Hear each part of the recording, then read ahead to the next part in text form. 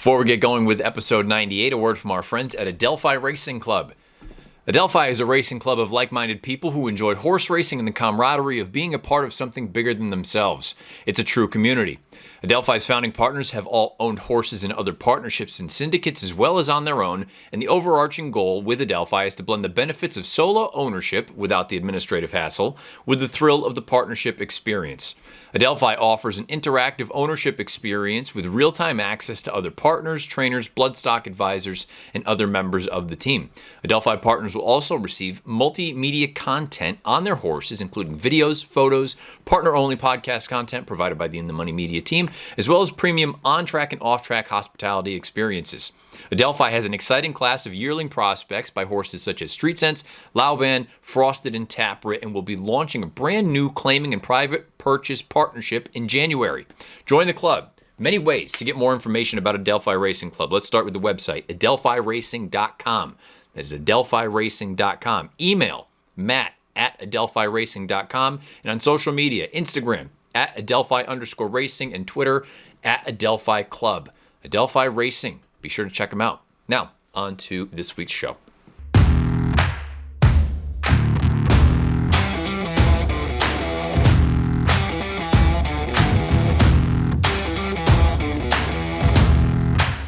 What's happening? Welcome into the Matt Bernier Show, part of the In the Money Media Network. My name is Matt Bernier. You can follow me on Twitter @Bernier_Matt. Today is Monday, January the 10th, 2022. This is episode 98 of the show, National Championship Monday for college football. I don't pay much attention to college football, but I will watch the game a little bit tonight. It's a balmy 10 degrees where I live. Overnight's supposed to be 0. Basically for the next 2 days. So hopefully wherever you're watching or listening, things are a little bit nicer. You can go outside and not freeze your rear end off. However you listen to this thing, thank you for doing so. Many, many ways to find the podcast. If you just listen to the audio version, you've got Apple Podcasts, Spotify, SoundCloud, InTheMoneyPodcast.com. If you're someone who watches along on YouTube, pretty simple, Matt Bernier Show in that search bar. You'll get this episode along with the 97 prior. This week's show, I'm going to start doing with the Oaks preps what I've done with the Derby preps, going back, rating them, giving you an idea of what I think, again, specifically to the Kentucky Oaks, what the horses in play potentially could do down the road. We'll also get into a few questions that I've seen, in some of the episodes of recent times, go through some of the things that people have laid out and maybe answer a couple different things, because I'm sure if someone is asking or bringing something up, it's entirely plausible that someone else is thinking the same sort of thing. And so remember when you were in school and the teacher would kind of lay out the idea of don't be afraid to ask the question, because if you have the question, I'm sure there's at least one other person in here that has the same or similar question. So I'll dive into a few of those, and then we'll wrap up this week's show with looking at the first round of the NFL postseason. The tournament is upon us. I think you've got some really fun matchups. There's one bet that I'm going to make, and I'll get into that at the end. A couple of housekeeping things. This week, we are going to begin, I think, tentatively anyway. Each week, I will be a guest on the Players Pod at the end of the week, just for about 15 minutes. We'll go over some stakes action, me and PTF, chop that up. That's going to be a bit of a new wrinkle going forward for the rest of the year. And as has been the case, if you are interested in NHL, if you're interested in the English Premier League, head on over to NBCSportsEdge.com. I write about it over there. You can also find a weekly stakes preview article over on NBCSportsEdge.com that goes up every Friday. This past weekend was just annoying. 3 seconds and a win, and the win was taken down via disqualification. So, we were close, just couldn't get anything home, and the one that we did get home, they didn't allow. So we'll get back to that, though, this coming Friday. You can find that again over on NBCSportsEdge.com. And if you like college basketball, the thing that I've been betting on the most out of all sports, over on my Twitter feed, @Bernier_Matt. Oh, Betty, we are cooking with gas with that thing still. So come on over, join us. We're having some fun with that. So without further ado, let's get into the show. Let's talk about the Santa Ynez that happened on Saturday, one of the races I ran second in. We'll dive into it, go over some of the fillies that could potentially factor in and where they could factor in down the road, and we'll button it up with a nice little bow and give you a rating, my assessment of what that prep specifically could mean as far as its importance to the Kentucky Oaks the first Friday in May. Santa Ynez at Santa Anita on Saturday. I think this is a really good race, especially for the top two. And we can get into a couple of the horses that maybe faltered a little bit. But the big story coming into this race was kind of the three-headed monster. You had Under the Stars, you had Big Switch, and you had Awake at Midnight. They topped the market by quite a healthy margin. And then you had three double-digit types as far as the odds were concerned. This video is available over on the Santa Anita Park YouTube channel. We're going to let it run. You're going to note down on the inside, Under the Stars goes right to the front, but it's going to take some pressure. There was also a pretty substantial stumble early on out of the gate from Mima June. That definitely changed the complexion of the race a little bit because she projected to be among the pace setters. Nonetheless, I thought it was a pretty honest clip for 7/8 of a mile over Santa Anita's Strip. They're going to go 22-1, 44-4 for the opening half mile. You see Miss Maddie B on the far outside. You see Big Shamrock in between the two, but all eyes on Under the Stars, who looked like she could be really anything.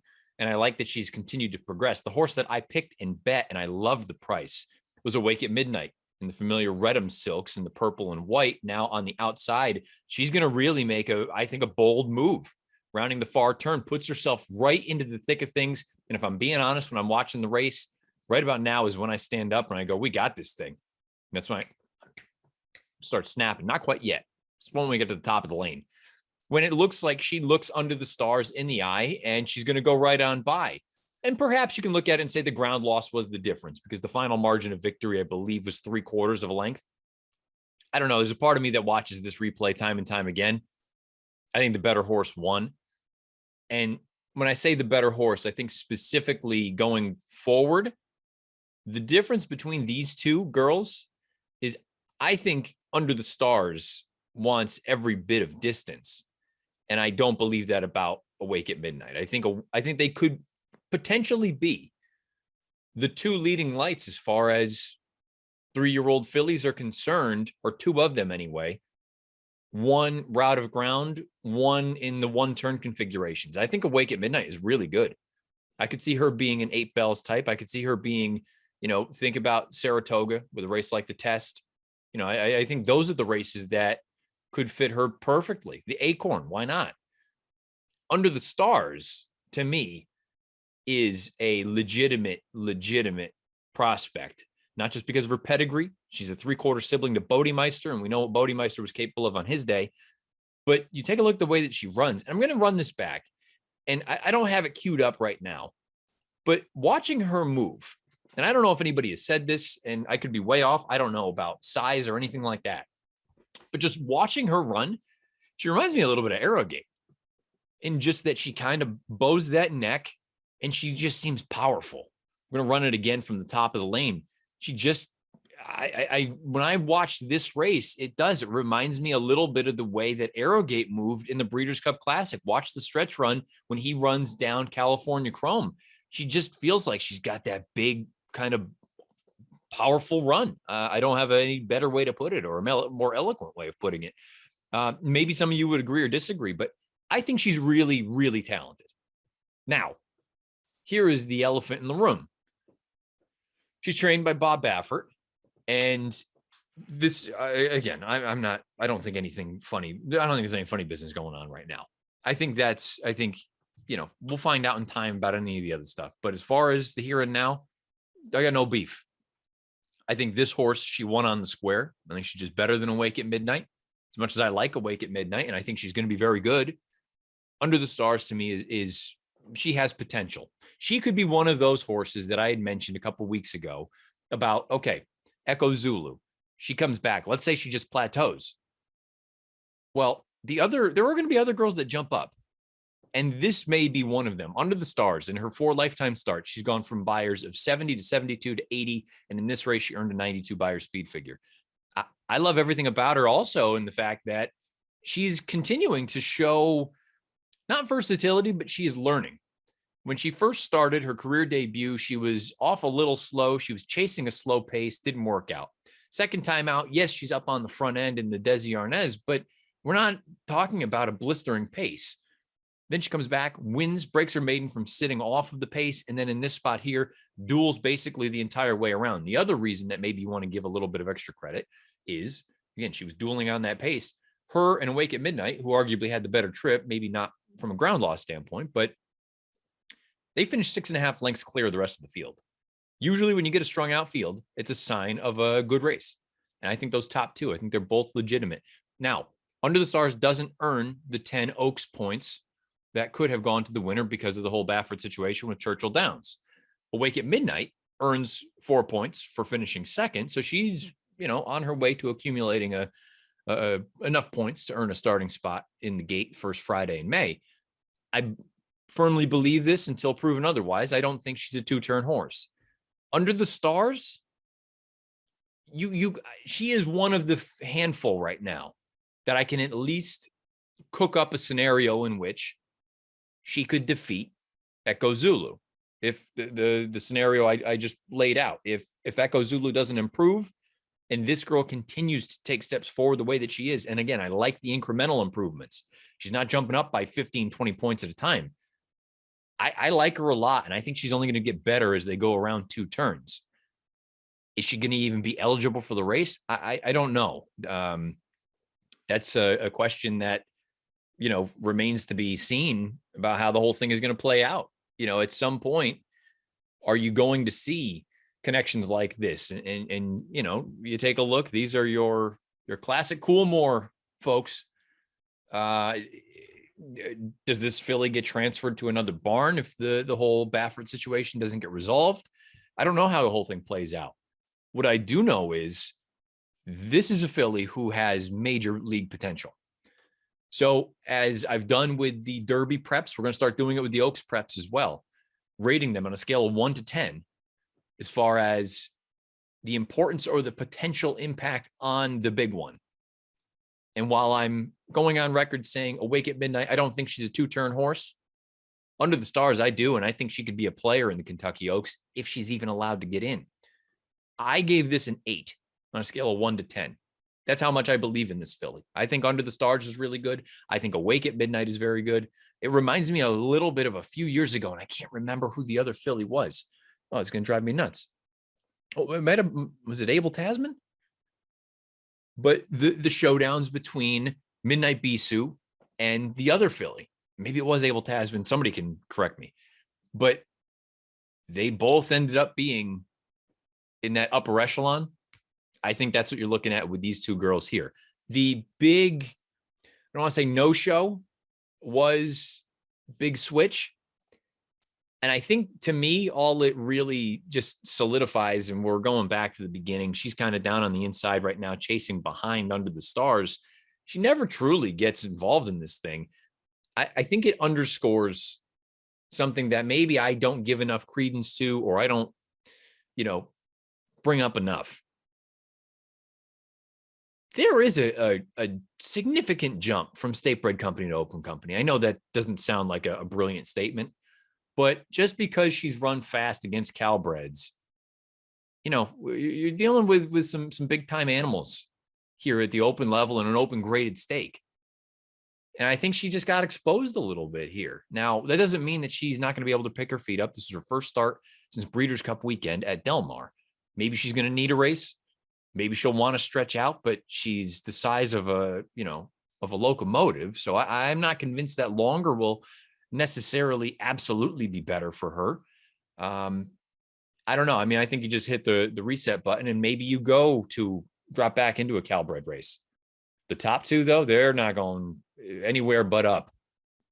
I give this race, the Santa Ynez, an 8 on a scale of 1 to 10 from a Kentucky Oaks prep standpoint. I think the true Oaks contender in this race is Under the Stars, if she's even allowed to run. And I think a proper, and they'll give her every opportunity to stretch out to 2 turns, but I think a proper 1-turn filly, it's a 3-year-old for all of the big ones, would be Awake at Midnight if they choose to go that route. Again, they're going to give her a chance to stretch out. I have no doubt about that. I'm not convinced it'll work.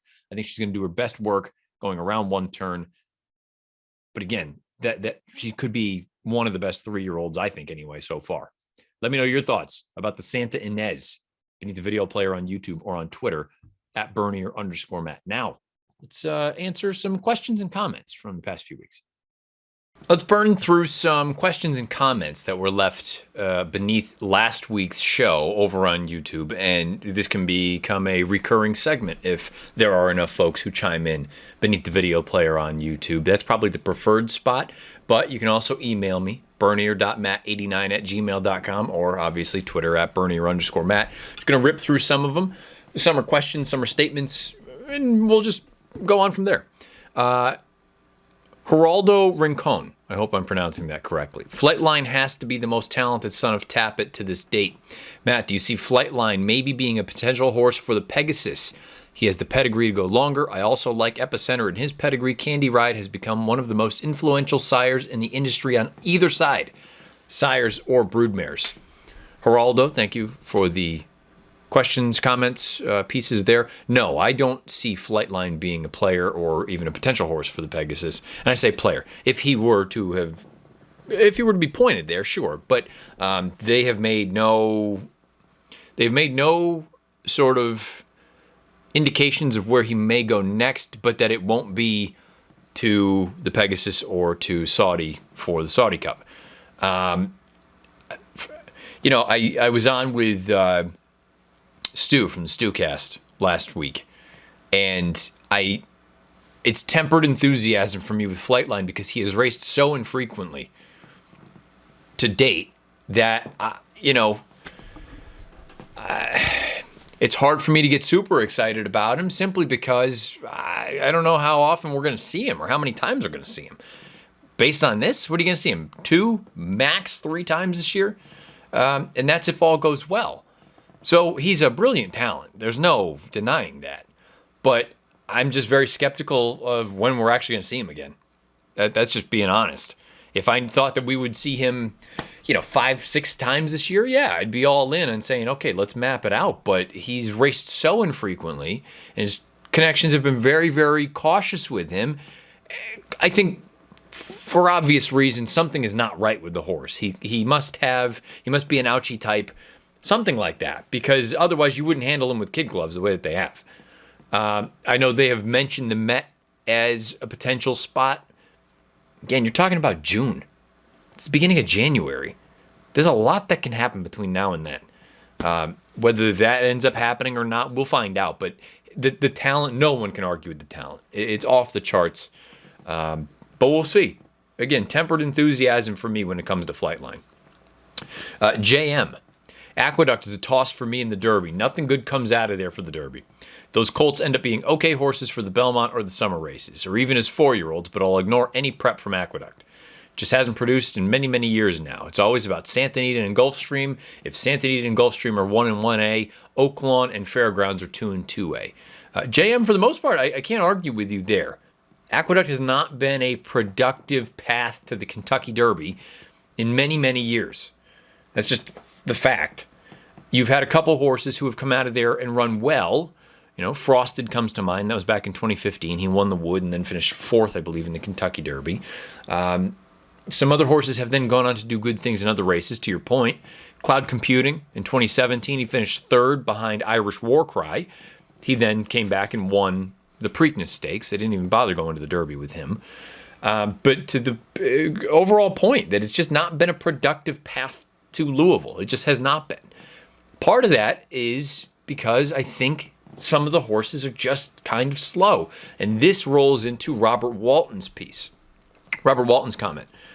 You place so much, it's a little bit, the wording's a little bit choppy, but work with me here. You place so much emphasis on Byers in discussing Courvoisier's win. I don't understand why. Robert's emphasis is 1 speed, 2 track variant, 3 class, 4 breeding, 5 jockey, 6 win percentage, 7 Byers. Why do you place so much faith in Byers? Robert, thank you for the comment. You're saying your emphasis is speed and track variant 1 and 2. Is that not effectively a speed figure? That's what Byers and any other speed figures are effectively doing. They're taking those things into consideration and spitting out a number that's easily digestible, that tells you how fast or how slow a horse ran. Without speed figures, you have nothing. I firmly believe that. There's not one person in the world who can sit there and just say, this one does this, I like this one, without at least acknowledging a fig, without at least acknowledging some kind of assessment of how fast or slow a horse ran. And if someone tells me otherwise, I don't believe you.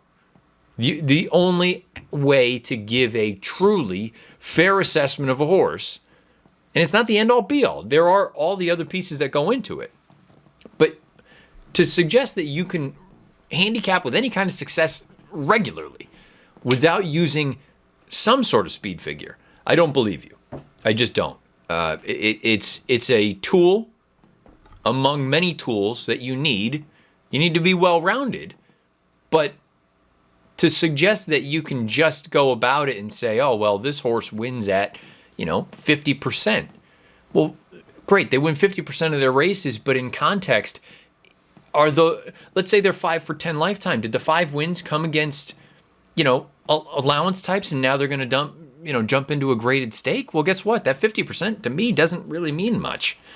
This is going to be the toughest test. From a class standpoint, sure, class is important. You're stepping up. How fast are you in relation to the horses you're about to run against today? The only way to truly know that or measure it is using a fig. And then you have to factor in, how was the fig earned? Against inferior company, you're probably not going to have as easy a time earning that, I'm making it up, 95 buyer that you did against N1X types, against graded stakes types.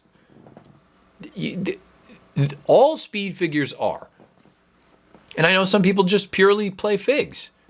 That to me is a little bit more reasonable than saying I'm just basing it off of win percentage or a jockey. And I don't ever mean to throw shade at jockeys, but again, in the grand scheme of things, if I have a horse that can run a 110 buyer and a horse that runs an 80 buyer, and you give me the absolute best jockey in the world and put him on the 80 buyer horse, and you give me the worst jockey in the world and you put him on the 110, guess what? The worst jockey is going to win every time because the horse is just faster. Flat out. There's really no other way to put it. So the track variant piece is interesting for me as well, Robert, that you mentioned that, because that is what is taken into consideration with speed figures. It's assessing how fast or slow the surface is on any given day in relation to par for the class levels. And a fig comes out. So you kind of do, I feel like the way you laid it out, you do, maybe it's not a buyer that you use, but you have to use some kind of numbers. I just refuse to believe that anybody can do this with finding success with any kind of regularity without consulting any speed figure. I can't imagine that being the case. And if you want to just disagree about the buyer versus other figs, that's your prerogative. I reference the buyers because they are the most used figs. I use products that use the buyers, but you'll hear me talk about Timeform US frequently. You'll occasionally hear me talk about Thorograph. I love Jerry Brown's product. I think it's very good. I use it on big days. I don't use it on a day-to-day basis, but I think there are many good speed figures out there. Brisnet figs. The Equibase numbers I've heard mixed things about. I've never really consulted them, but there are many ways to go about finding success in this game. I just don't believe someone that says they don't use figs at all. Maybe I'm wrong. I doubt it, though. Let's go to Ben Fitz. Can Baffert train a horse up to the Kentucky Derby, then give the horse to another barn for the Derby? As far as I know, by the way, this is also the the individual who will post comments. And I see him. I don't acknowledge him, but I see him. I'm going to acknowledge him now. Many times the comment will be, I like cabbage by a head. It makes me chuckle. So I do see them, Ben. As far as can a horse be transferred to a different barn? Yes. I mean, that can happen really at any time. That's the owner's prerogative. Could Baffert train a horse up to the Derby and then give the horse to another barn for the Derby? In theory, no, because his horses, as of today, for both the Derby and the Oaks, are not eligible to earn points. So they can win all those races, but because they were in his barn, this is my understanding of it. Could be wrong. If somebody out there knows, and I'm incorrect, please feel free to correct me. But the races that he is training the horses in, those horses are ineligible to earn points in whatever division, whether it's the boys or the girls. If they're moved now, so let's just use Under the Stars as the example. If she's moved to Simon Callahan has some horses with the Coolmore folks. Let's say she's moved over to Callahan's barn, and in her next start, it's one of the races. I don't know off the top of my head, but it's a points race, and she wins. She would earn points because she is in Simon Callahan's barn. And I'm just throwing Callahan's name out there. Todd in New York trains for the Coolmore folks. There are a handful of folks that's the case. So as far as I know, no, Baffert couldn't have, and again, unless something changes, which is entirely possible.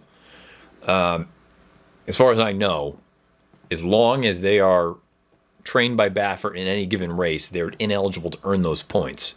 If they're trained by someone else, they can earn the points, which then would get them into the Derby. So do with that what you will.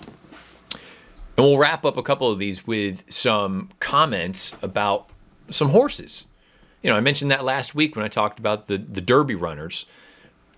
If you've got some names, throw them out there. Maybe I've glossed over them, where they stack up, this, that, and the other.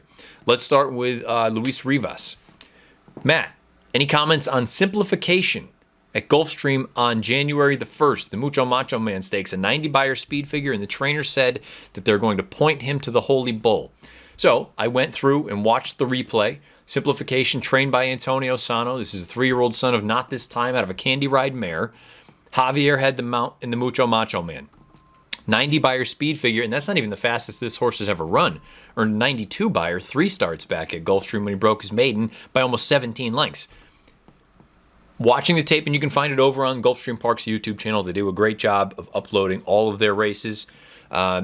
Simplification, my concern with him is twofold. When he hasn't had things kind of go his way as far as the pace is concerned, on 2 occasions, he's backed up badly. So that's a bit of a red flag to me. And then also, at this point, he's an in and outer, where he's run 4 times. Career debut, granted it was on Tapeta, earns a 68, finishes 5th. Doesn't get the lead. Comes back, breaks his maiden on dirt against Florida breds by, the length of the stretch. Earns a 92. Comes back against N1X types, doesn't make the lead, falters, drops back, finishes 3rd, well beaten, 59 buyer, then comes back in the Mucho Macho Man, clears to the front, powered home, really finished through the lane, earns a 90. So 2 pieces for me with this one. When he doesn't have everything go his way so far, very small sample size, only 4 starts, he doesn't really run his best. And B, he's an in and outer. If this path continues, if this trajectory continues, in theory, the next start is going to be a dud. We'll find out. That is a simplification. It's far too simple to look at it that way. But I think early on with these horses, when they don't have a giant body of work, you're looking for patterns. You're looking for things that could be indications of what's to come. We're not talking about 4-year-old or 5-year-old runners that have run 20 times, and we know what they are. These horses early on, whether they're 2-year-olds or now the early 3-year-olds, you're trying to take small amounts of data and draw reasonable conclusions. You can't all of a sudden throw out there that, I think next time out this horse is going to run a 22 buyer. Well, yeah, that would fit the in and out pattern, but he's not going to just all of a sudden fall off the face of the earth unless he gets cooked on the front end. I also don't think he's going to run a 110 in his next start, the Holy Bull, if that's where they end up going with him. I think he's talented. I think he's interesting. I don't have a great feel for him right now. I would approach him at arm's length in a race like the Holy Bull, unless he's 15-1 or something like that. And if he stacks up well on figs, and maybe there's not a ton of speed signed on, sure, he has every chance. But for right now, I kind of want to give me another race against better company going out to 2 turns. And preferably, I'd like to see what happens when he doesn't get the lead. Does he run as impressively as he did at the end of the Mucho Macho Man? So thank you for that comment and that question, Luis. Let's go to Jeff Franson. Jeff Franson mentions 2 horses, and these will be the last 2 that we talk about. Oh, that's my wife sneezing. Hesitate to bring up anything that raced in Dubai as far as the Derby goes, but couldn't help but admire the effort by the Russian-owned 2-year-old named Azure Coast in a 7-furlong minor stakes on December the 16th. Street Sense colt out of a Tappet mare unleashed a visually impressive last-to-first closing kick and just a little more than the length of the stretch getting up in time. Let's start with that. I watched the replay, and it is a very uncharacteristic winning style at Meydan to see a horse rally from, honestly, dead last, loop the field, and she keeps sneezing. Goodness gracious. I'm going to have to make sure she's all right in a minute. And rolls down the center of the lane. And it was an impressive performance, but to your point, Jeff, and I'm not going to go down the Mendelssohn path again, but the Dubai path has not been a productive path. We just talked about it with Aqueduct. Dubai has not been a productive path to get to Louisville. Now, we'll find out when this horse stretches out in distance. Perhaps you get another big performance. And if the horse ends up winning the UAE Derby, yeah, you have to at least give him a look because he is going to have one of the 20 spots as far as the Derby is concerned the first Saturday in May. But for the time being, I'm going to just sit back and wait and see where he shows up next. And once we do get out to 2 turns, maybe that's when we can start to draw some conclusions. But you're right. Visually, it was really impressive because that's not a running style that is typically conducive to success over at Meydan. Now, the other part of Jeff's piece. Matt, a few episodes ago, you were extolling the dominance of one Echo Zulu. Well, it looks like the coach may have something to say about that. If you haven't already, check out Secret Oath's performance and 1 mile allowance at Oaklawn last Friday. She might be the real deal. Jeff, thank you for the comments. So, another one. I went back through and looked. Unfortunately, Oaklawn does a really good job of uploading pieces to their YouTube channel. They upload the stakes races. They don't upload all of their races. So you need to have some sort of a streaming service or your ADW to go back and find the replay. I did so with Secret Oath. Now, I hadn't pulled up her PPs yet. I watched the race. My holy smokes. She's loaded. She settles, let's say, more toward the rear. She's not all the way at the back, but she's mid-pack-ish. There's a pretty spirited pace signed on. She starts to make her move going into the far turn, and all of a sudden, Luis Contreras has got nowhere to go with her, but she's feeling herself. She's ready to roll. Waits behind 3 or 4 horses, eventually tips out at the top of the lane, and puts 8 on the field in the blink of an eye. And it was a decent enough field. Monterey was in there. If you remember that name, or you're familiar with that name, she was among the favorites in the Alcibiades at Keeneland over the fall, leading into the Breeders' Cup. So she beat a decent enough horse and some decent fillies in there. Then I pull up the PPs, 93 Beyer speed figure. Wayne Lucas is the trainer. 2 turns, proven, the whole 9. But then, so there's I'm playing both sides of it here. A lot of positives. Proven that she can rally from off the pace. She's not a pace-dependent type. I shouldn't say that. Let me rephrase that. She is not a need-to-lead type.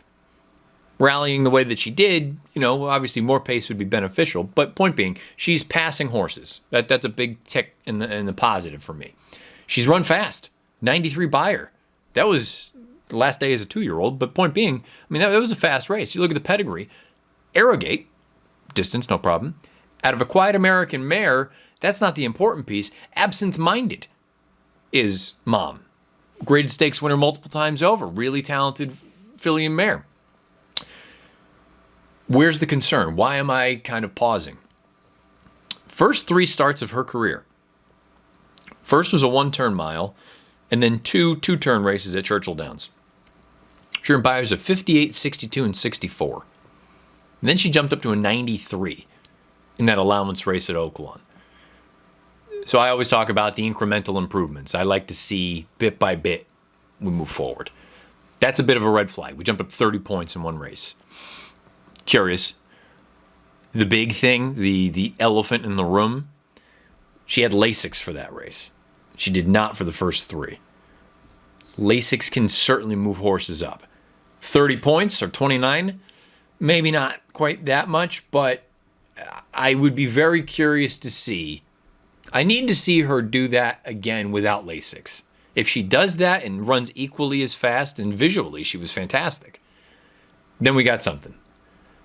But that Lasix piece, I can't get past that. That makes me wonder what happens when we take it off again. Is she going to run the same way?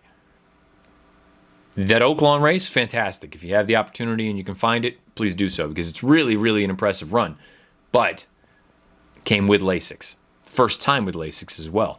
What happens now when we go into a stakes race, Lasix comes off? Is she going to run that well? If she does, we got something here. If she doesn't, we can point to the Lasix, and at least I would say with a decent amount of, it's not a slam dunk, but you can say with some level of certainty that, okay, well, the one of these things is not like the other, and that one happened to coincide with her having some medication. So there you have it. My thoughts on Secret Oath. Thank you for the comments, Jeff, and everyone else as well. And if you want to be involved in this little piece next week, or just in general, if we want to have this become a recurring segment, leave comments beneath the video player on YouTube. You can email me, bernier.matt89@gmail.com, or on Twitter at bernier_matt. Now, let's get into some NFL Wildcard weekend playoff games.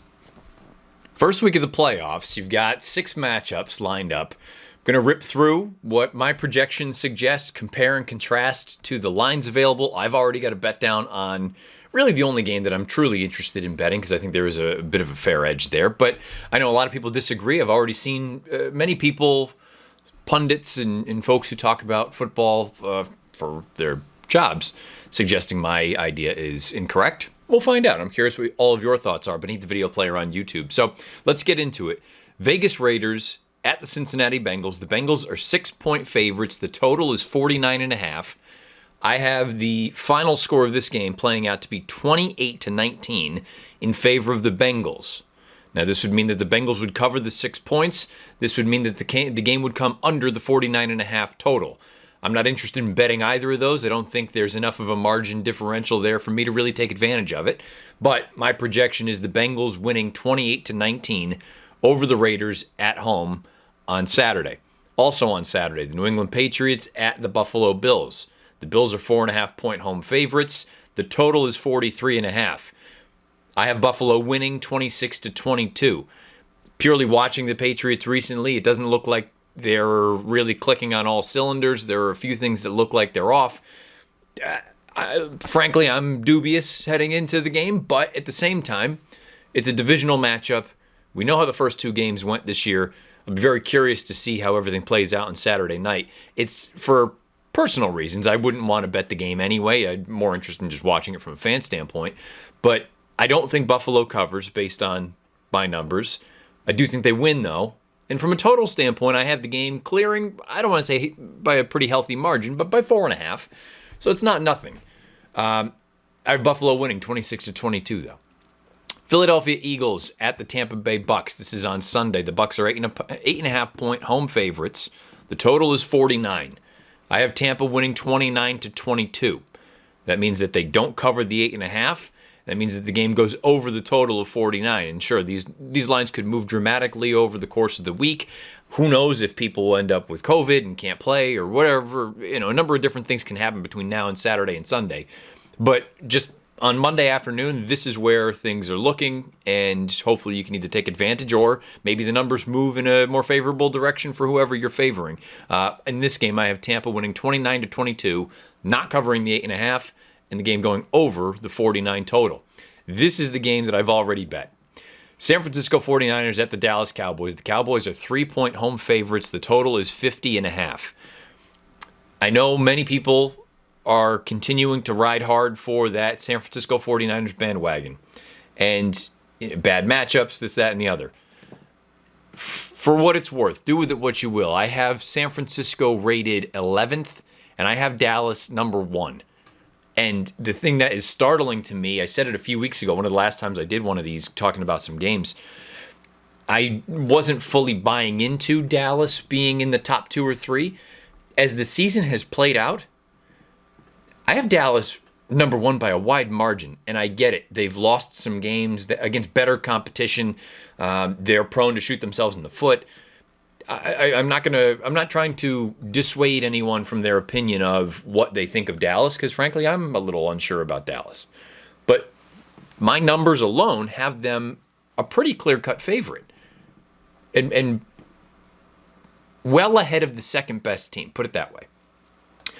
So, looking at the projection, I have Dallas winning 31-22 at home. That means that they easily cover the 3. That means that the game goes over the total of 50.5. I have no interest in playing the total, but if Dallas is what they should be, I mean, let's also just call a spade a spade. They're a more talented team than the 49ers are. I think a lot of people are looking at it saying because of the style that San Francisco plays, maybe it is a problem for Dallas. This is a Dallas team that it would be an absolute disaster if they don't get out of the first round. There's too much talent on the team. They've played well in certain spots. You know, you can go through and look at it and say they only scored 9 points in Kansas City. They held Kansas City to 19 points. I mean, it's not as though they got their doors blown off. By no means did it look like they were ever really threatening to win. But point being, I think Dallas is pretty good. And they should get through this week regardless of, and I think that's another thing too. The public, we talk about it with racing all the time. How often does the public darling of the Derby or the Oaks end up finishing up the track? San Francisco, I just haven't seen enough of the consistency. I don't know that I believe that they're that good. I've already bet Dallas -3. I have them winning 31-22 over the 49ers at home on Sunday. That also means that goes over the total, which is currently 50.5. Pittsburgh Steelers at the Kansas City Chiefs. The Chiefs are 13-point home favorites. The total is 46.5. I have them winning 30-18. So that would mean that Pittsburgh would cover the 13 points. The total would go slightly over. It's not a game I'm interested in betting. I'm even dubious that Pittsburgh gets to that point. I just don't think Pittsburgh's good, period. Point blank, end of story. Kansas City's not what they have been over the past 3 years. But, you know, they're still one of the best teams in the league, and it wouldn't surprise me at all if they ended up winning the Super Bowl. In the last game, Monday night, Arizona Cardinals at the LA Rams. The Rams are 4-point home favorites. The total is 50.5. I have LA winning 30-24, so that covers the 4. And then from a total standpoint, that equals 54, which would go well over that 50.5. So do with that what you will. I think that's going to be a fun game because the Rams have lost games that I don't think they should lose. And it's become a bit of a problem. But at the same time, Arizona, look, they've got their flaws. I think many of these matchups I think are really interesting and they should be great games. That's where I'm going. Those are my projections for the first 6 playoff games of the tournament. And the only bet that I've made and will make is Dallas -3 over the 49ers. I got that locked in at -110 here on Monday afternoon. And we'll find out. Maybe I'll look like a fool and that number will end up coming down closer to 2. But I think point blank, unless they throw up all over themselves, the Cowboys should beat the 49ers on Sunday. I would be very, very surprised and disappointed if they did not, both for financial reasons and because that's a team that, and look, I'm no Cowboys fan, but I mean, they're a good team. They've got talent all over the field. And if they don't get through the first round at the very least, a bit of a disaster. I know it's a rivalry game going back to the 90s and even the 80s with the two teams matching up, but I think the Cowboys should get the job done. So those are my calls for the first round of the NFL postseason, Wildcard weekend. Give me your opinions beneath the video player on YouTube or on Twitter at Bernier_Matt. Again, you can also find other things over on my Twitter handle. Daily college basketball plays. The model continues to cook along. I'll be posting the articles that I write over on NBCSportsEdge.com for the NHL. And then on Fridays, the pieces about the weekend preview as far as the stakes racing is concerned. And then also, I think beginning this week, we're going to be doing that little collab where I will be hopping on the Players Pod to chop up some stakes action with PTF. So looking forward to all that. If you have any questions, comments, concerns, anything that came up earlier in the show, whether it was going through some of the questions that have been left beneath the video player for the pod listed over there on YouTube, or even talking about the Oaks prep from this past weekend, let me know in all the usual spots. Best of luck however you play, whatever you play, and wherever you play. Until next Monday, this has been episode 98 of the Matt Bernier Show.